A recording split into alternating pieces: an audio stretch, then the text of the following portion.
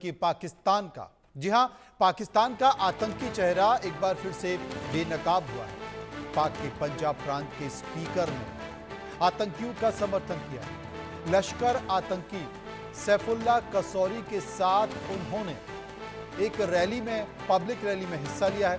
Speaker Malik Ahmad ने कसूरी के साथ मंच को साझा किया है। सैफुल्लाह कसूरी पहलगांव आतंकी हमले का मास्टरमाइंड माना जा रहा है। लश्कर की रैली में आतंकी हाफिज का बेटा तलदा भी मौजूद था। और ये जो आप तस्वीरें देख रहे हैं, ये स्पीकर मलिक की है जो लोगों को संबोधित कर रहे हैं। और वहां पर सैफुल्लाह भी बैठा हुआ, और ठीक सैफुल्लाह के बगल में आप देख सकते हैं दाईं तरफ हाफिज सईद का बेटा तालदा भी बैठा हुआ। सुनिए। मेरा सैफुल्लाह कसूरी साहब के निस्बत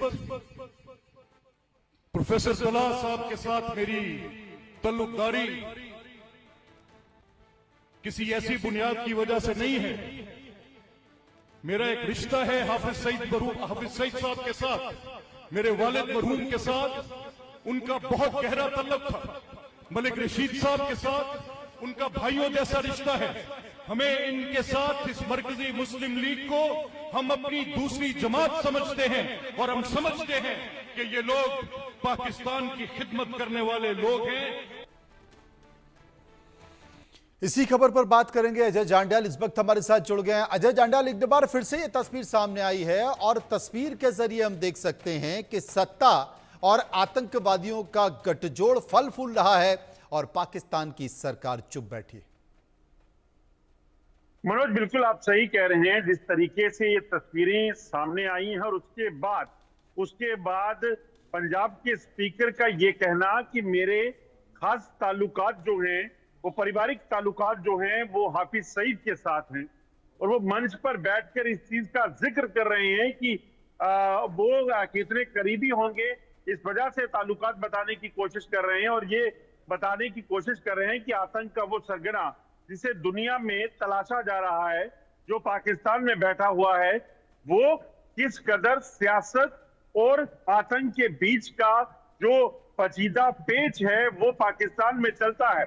भारत इसे बार बार कह रहा है कि ये जो हो रहा है ये गलत है और दुनिया के लिए खतरा है, मगर पाकिस्तान हाफिज सईद को पनाह दिए हुए है, पाकिस्तान मसूद अजहर को पनाह दिए हुए है, और पाकिस्तान के सियासतदान जो कि बड़े इंपॉर्टेंट जो ओहदों पर बैठे हैं, जैसे पंजाब के स्पीकर, अगर ये सब हाफिज सईद साहब कहकर, जो आतंकी कमांडर है, आतंकी सरगना है, और उनको इस तरीके से ओहदा जो मदद बख्शी जाती है, उनके बेटे को वहां पर एक मंच दिया जाता है आतंक का जो बीज बोने के लिए पाकिस्तान में, तो फिर आप समझ सकते हैं कि कैसा गठजोड़ होगा सरकार का, मतलब। और अजय एक बात और मैं यहां पर पूछना चाहता हूं, क्योंकि भारत पाक के बीच जो तनाव रहा, दोनों देशों के बीच युद्ध जैसे हालात रहे, उसके बाद सीज फायर हो गया, और पाकिस्तान ने भी भरोसा जताया है कि अब कभी ऐसा नहीं करेगा। तमाम अंतर्राष्ट्रीय देशों को, अंतर्राष्ट्रीय मंचों पर उसने इस बात का जिक्र किया है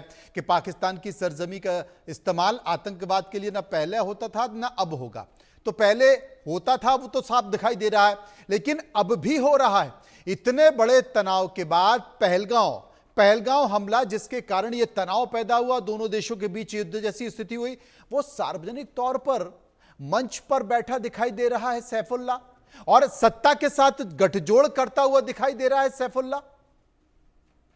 देखिए, बिल्कुल वही चीज हैरान कर देने वाली है कि ये वही पाकिस्तान है जो दुनिया को शांति का पाठ पढ़ाता दिखता है। जब अंतर्राष्ट्रीय मंच पर पहुंचता है तो वहां इनके जो सीनेटर हुए, या इनके जो एम्बेसी के लोग हैं, वो वहां पर बयानबाजियां करते हैं इनके प्रधानमंत्री की हम बड़े शांति प्रिय देश हैं, हम खुद आतंकवाद का शिकार हो रहे हैं।